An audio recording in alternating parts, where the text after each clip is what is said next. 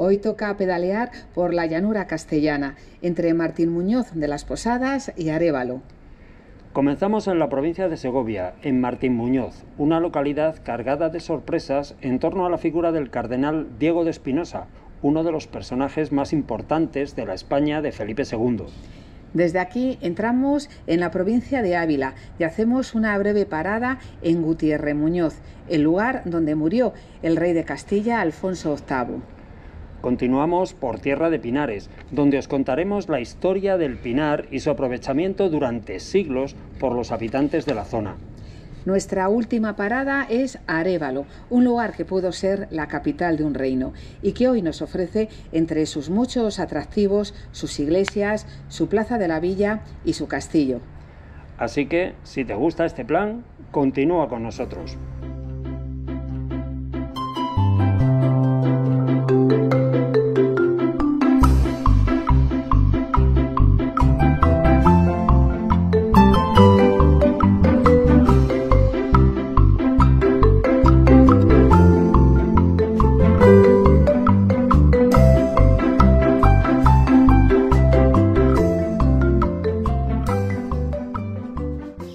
Hola, la ruta de hoy la vamos a iniciar en uno de esos pueblos por los que mucha gente pasa de largo sin darse cuenta de los tesoros que encierran.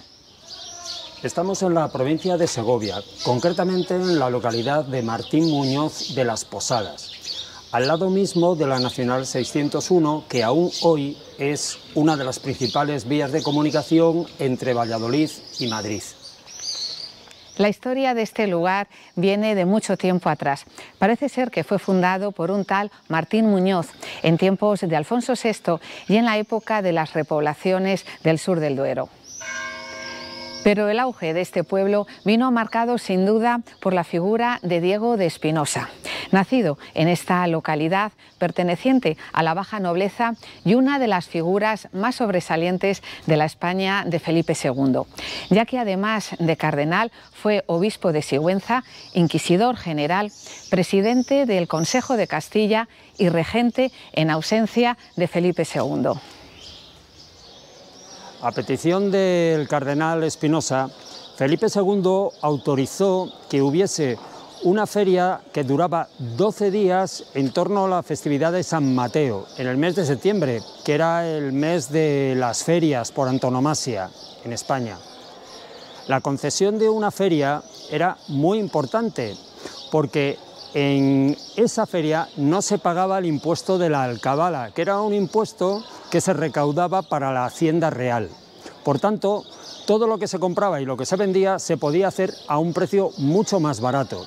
Eso hacía que viniesen compradores y vendedores en ocasiones desde muy lejos aquí, a Martín Muñoz, a la feria del mes de septiembre. La gran cantidad de personas que acudían a esta feria hizo que se levantaran en la villa numerosas posadas que acabaron dando el apellido a esta localidad, Martín Muñoz de las Posadas. Y en ellas se concretaban muchos de los tratos que se realizaban en la feria entre compradores y vendedores.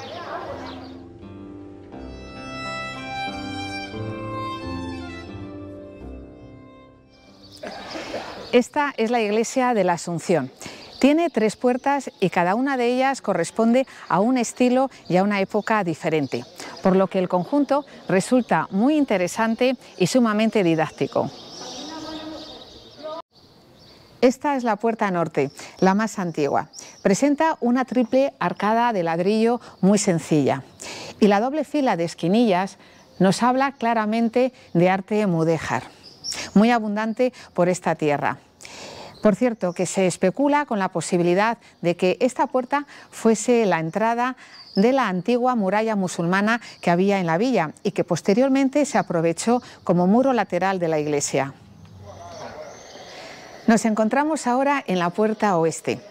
Corresponde al estilo plenamente gótico tardío y es una de las más interesantes de la provincia debido a su conjunto escultórico.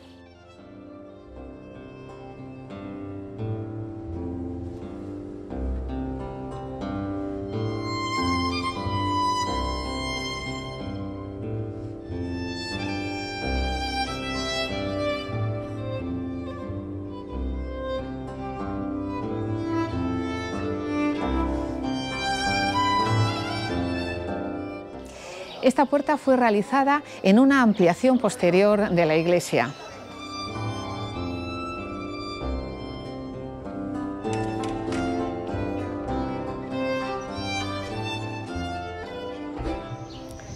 Como podéis ver, debido a esta ampliación, la fachada de esta parte de la iglesia ha quedado bastante constreñida con las casas de enfrente.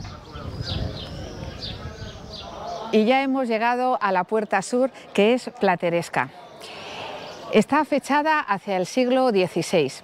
Tiene decoración vegetal y está enmarcada por un alfiz que está rematado por un frontón.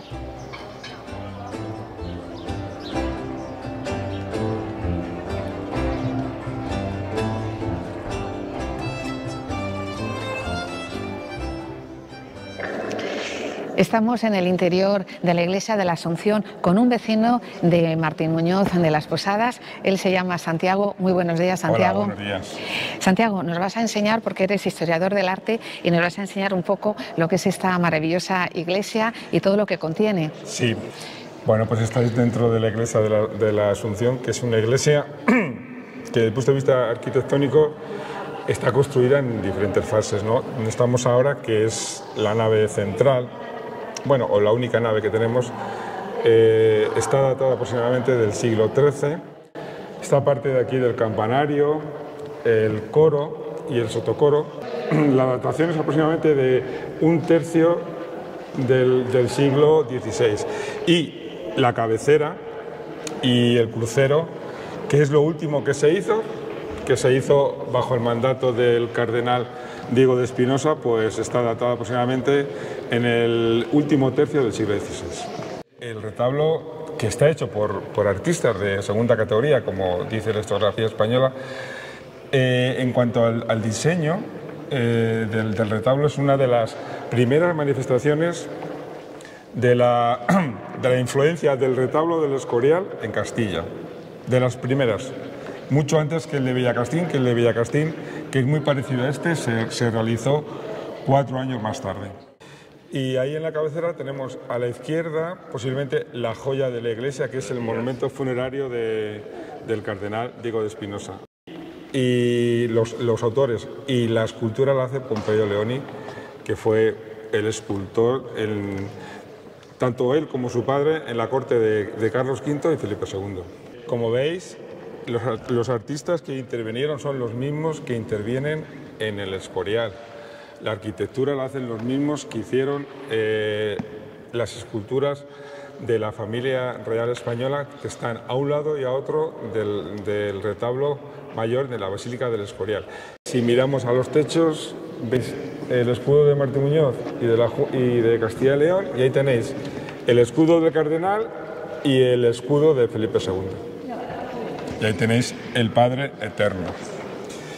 Tenemos un cuadro del Greco y Taller, uno de las, no sé si son 4 o 5 pinturas que existen del Greco aquí en la región nuestra de Castilla y León.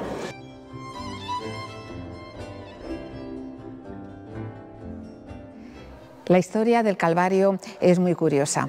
Parece ser que el Greco, bien por iniciativa propia o por encargo, pintó el cuadro y se lo entregó a su amigo Andrés Núñez, que era el párroco de la iglesia de Santo Tomé de Toledo. Y además es el personaje que aparece en la obra. Posteriormente, Andrés Núñez se lo regaló al párroco de la iglesia de Navalperal del Campo, un pueblo que, por cierto, hoy en día ya ha desaparecido. Este ofrecimiento lo hizo en agradecimiento porque cuando era joven fue becado por esta parroquia para cursar los estudios eclesiásticos.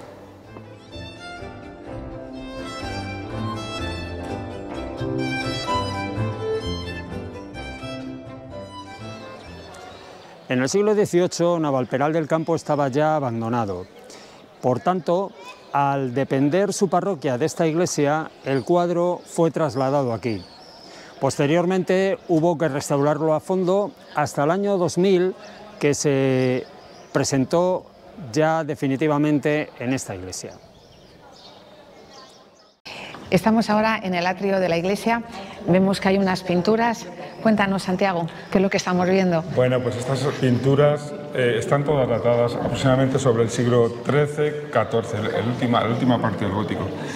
Estas aparecieron cuando se hizo la reforma de la iglesia a principios de la década de los 80 del siglo pasado, ¿vale? Esta en concreto, que posiblemente sea la más bonita y la que mejor esté, es el ángel, arcángel, la Anunciación, como veis. Aquella es Cristo entre los ladrones. Esta debe ser una virgen. Y esta es una de las partes más importantes y más bonitas de la iglesia. Vamos a aprovechar que eres tan amante de la historia y además eso, vecino de Martín Muñoz de las Posadas, porque también, aparte de la iglesia, esta localidad encierra otros muchos tesoros. Así, a grandes rasgos, nos puedes contar para que la gente venga a visitarla y conozca lo que tiene. Mira, cuando se hizo la reforma de la cabecera y el crucero, se amplió también el espacio de la plaza porque con Felipe II se dotó al pueblo de una feria franca, ¿vale? Entonces se amplió la iglesia, perdón, se amplió la plaza y se hizo toda esa zona porticada para que la gente pudiera vender sus productos en caso de lluvia, tal, ¿no? El conjunto son tres cosas, es decir, es iglesia, plaza y palacio. Vamos hacia allá y os voy a enseñar el palacio, ¿vale?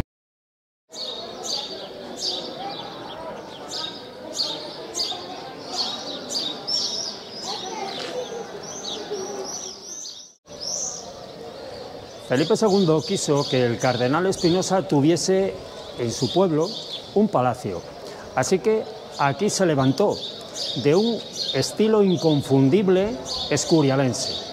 No obstante, el cardenal Espinosa puso encima de la puerta principal el escudo del rey para dejar bien claro que el palacio se había levantado a expensas de la hacienda real. Bueno, esto es la entrada y ahora pasamos aquí al patio. El patio es un patio pequeñito, el palacio es un palacio pequeñito, pero es Italia traída aquí a la Castilla profunda, como vais a ver. Muy bonito, es un patio muy equilibrado, muy coqueto. Ay, qué bonito.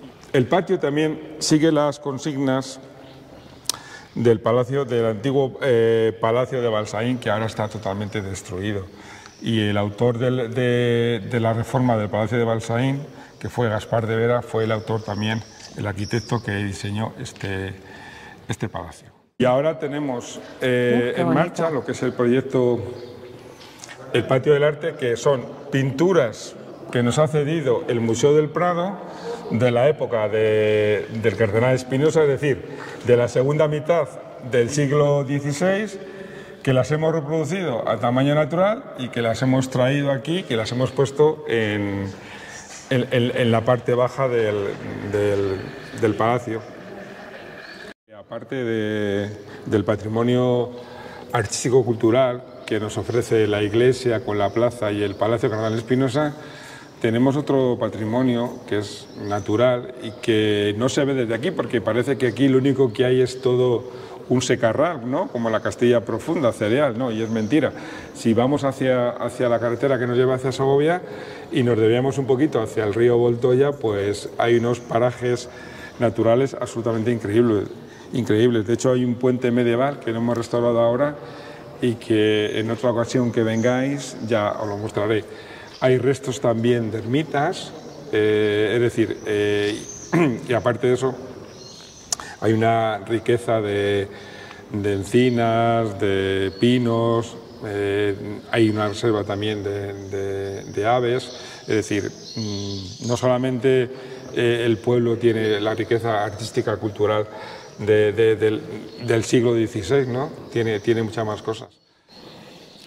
Santiago, pues muchísimas gracias por esta interesante visita, te lo agradecemos enormemente. A vosotros. Y ya sabéis, venir a Martín Muñoz de las Posadas, que merece la pena. Muchas gracias. Y esto es una auténtica maravilla, nos ha dejado totalmente impresionados. Muchas gracias. Gracias, Santiago. A vosotros.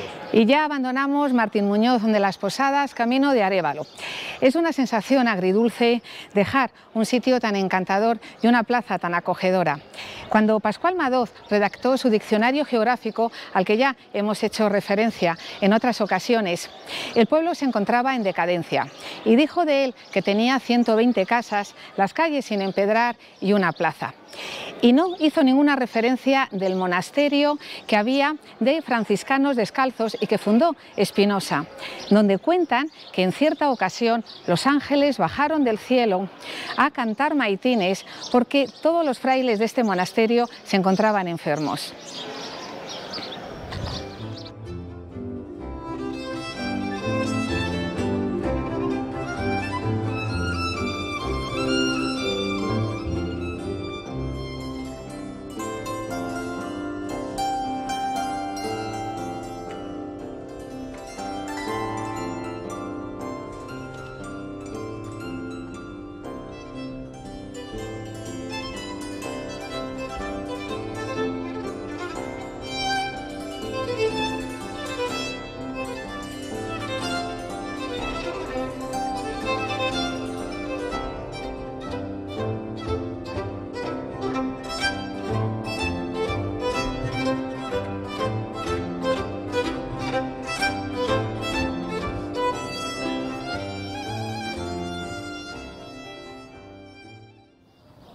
Si hemos hecho una pequeña parada aquí en Gutiérrez Muñoz, es porque en este lugar, en 1214, murió el rey Alfonso VIII, víctima de unas fiebres repentinas, que algunos dicen que era por envenenamiento, aunque no hay pruebas, cuando se dirigía a Plasencia a entrevistarse con el rey de Portugal. Y aquí el pueblo levantó en 2014 un pequeño monolito en conmemoración.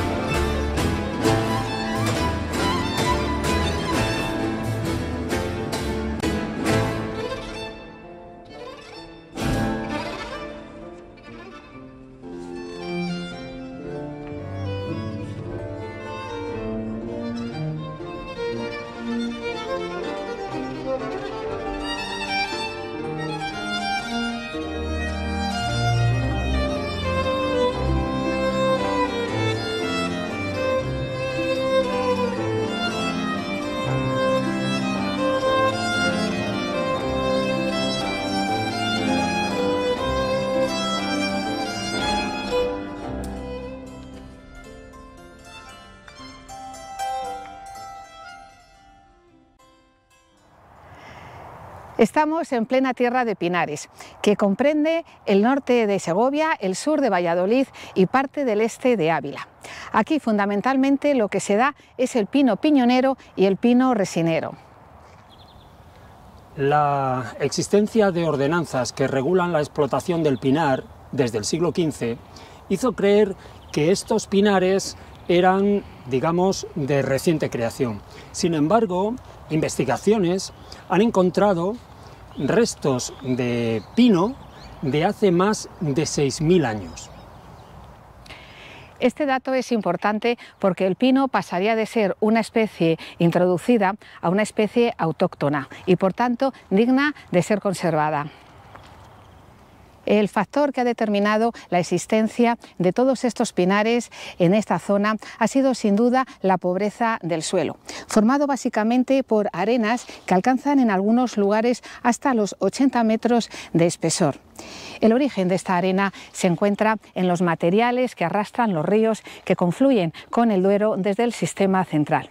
Posteriormente, el viento se ha encargado de esparcirla por toda esta zona hasta formar lo que se conoce como el Gran Arenal de Castilla.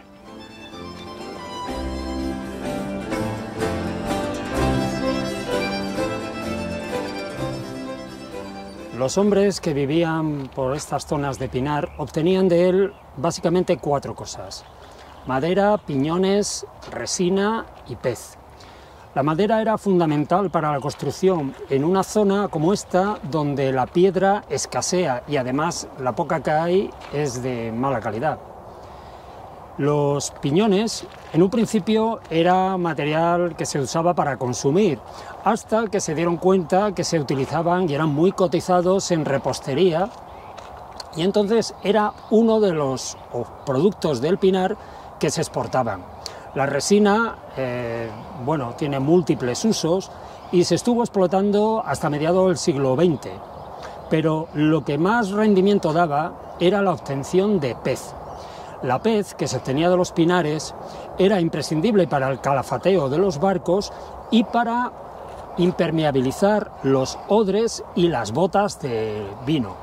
Hay que pensar que hasta tiempos muy recientes el vino se transportaba de un lugar a otro en odres y las botas de vino, debido a que son prácticamente irrompibles, era lo que se empleaba para beber el vino y era lo que empleaban los viajeros, etcétera, etcétera, para beber el vino, que era un alimento que se consideraba fundamental. Cuando todos estos pinares eran comunales, se tendió a la sobreexplotación y se corrió el riesgo de que en algunas zonas estos pinares peligrasen.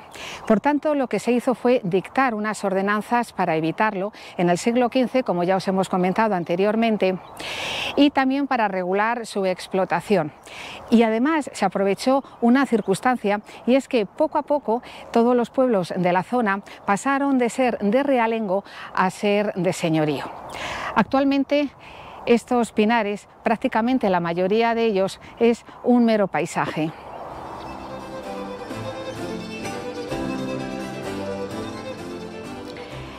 El trigo que se sembró en esta zona durante mucho tiempo fue el candeal, una especie que se adapta a las escasas precipitaciones y que tiene una harina de alta calidad, muy compacta y blanca. De hecho, durante mucho tiempo el llamado candeal de Arévalo fue el índice que marcó los precios del trigo en el mercado español. Bueno, y ahora ya continuamos directamente hasta Arévalo.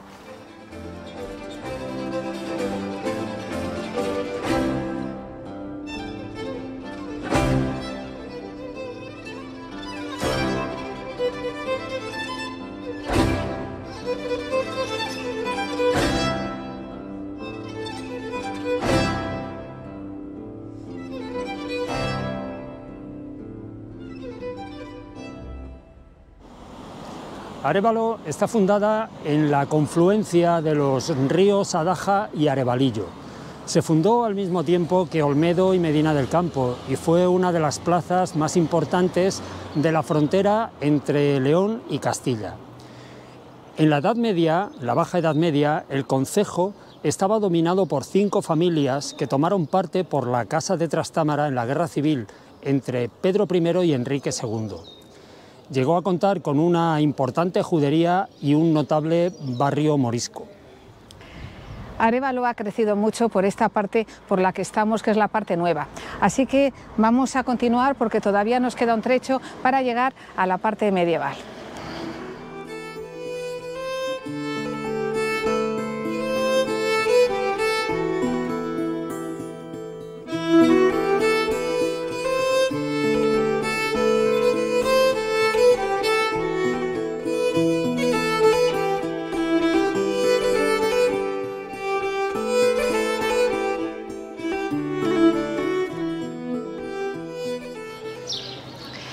Esta es la iglesia de Santo Domingo, construida extramuros y donde se asentaban los pobladores más humildes. También se ubicaron los judíos y las personas que se dedicaban al comercio. Delante de la iglesia se encuentra la plaza llamada del Arrabal, Construida en la Edad Media y todavía conserva su carácter de mercado. En cuanto a la fachada de la iglesia, fue reconstruida en el siglo XVI al estilo herreriano, muy al gusto y a la moda de la época. El ábside sí que conserva su carácter mudéjar, su estilo mudéjar original.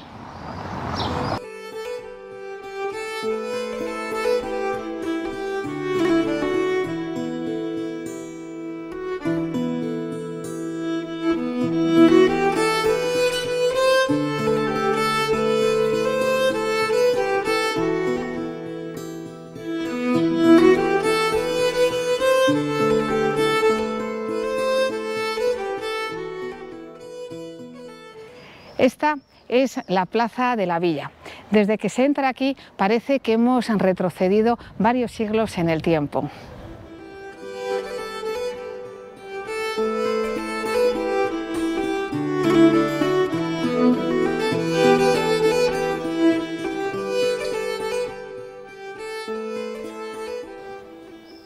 Esta es la iglesia de San Martín, con sus dos torres, llamadas Torre Nueva y Torre de los Ajedreces. La verdad que lo de Torre Nueva no se entiende muy bien, dada la antigüedad que tiene. Actualmente la iglesia está desacralizada y se emplea como sala de exposiciones. Y tiene en el pórtico unos capiteles románicos que son un caso único del románico abulense. La Torre Nueva es un ejemplo perfecto de arte mudéjar con su doble campanario. Y la Torre de los Ajedreces está hueca y ha sido cuestionada en muchas ocasiones su utilidad, ya que no tiene mucho sentido levantar dos torres una junto a la otra, a no ser que haya sido por un simple deseo de alarde de la familia que las levantó, la familia de los Tapia, frente a las demás familias. Ah, por cierto, que a estas dos torres se las conoce como las Torres Gemelas.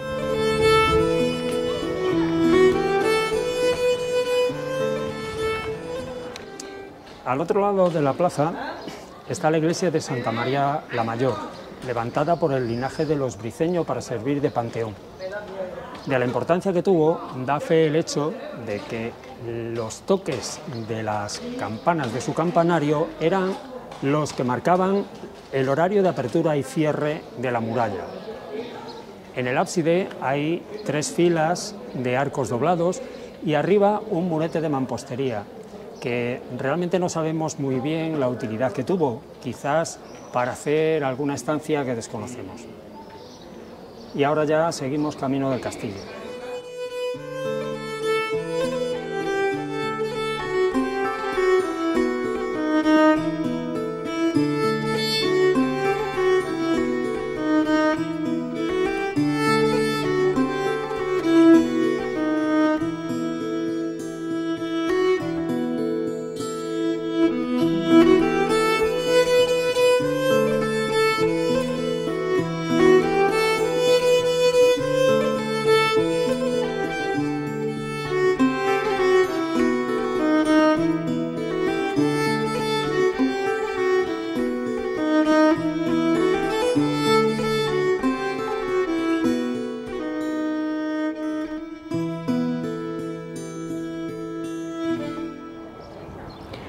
El castillo está construido justo en la confluencia de los dos ríos que os comentamos antes, el Adaja y el Arevalillo, que al estar muy profundos les sirven de parapeto. Fue construido en el siglo XV por Álvaro de Zúñiga, seguramente sobre otro que había en el mismo lugar, y los reyes católicos lo ampliaron y le dieron la forma pentagonal que actualmente tiene. Por la parte de delante tenía un foso que lo protegía de la entrada por este lado.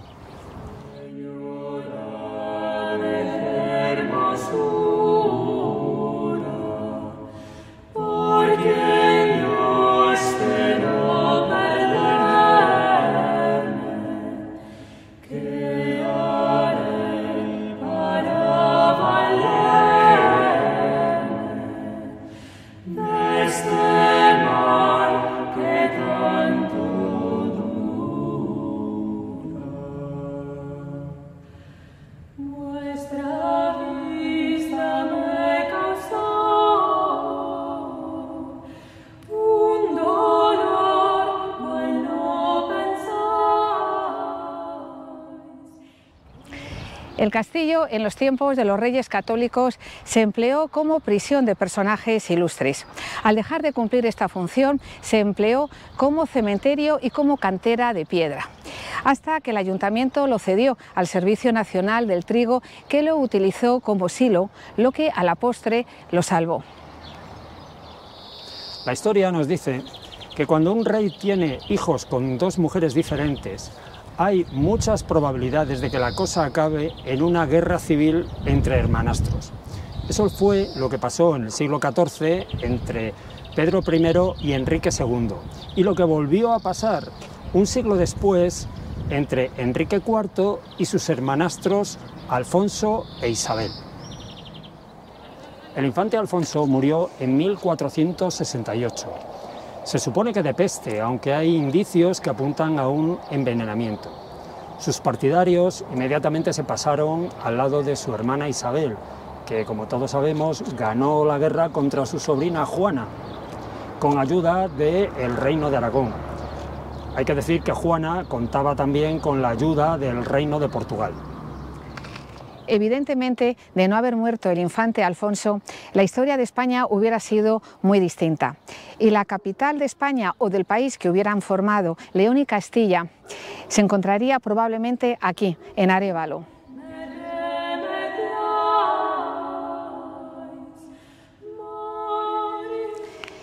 En Arévalo, y más concretamente en este castillo, estableció su corte el infante Alfonso, que de haber vencido en la guerra contra su hermanastro Enrique IV, hubiera reinado como Alfonso XII.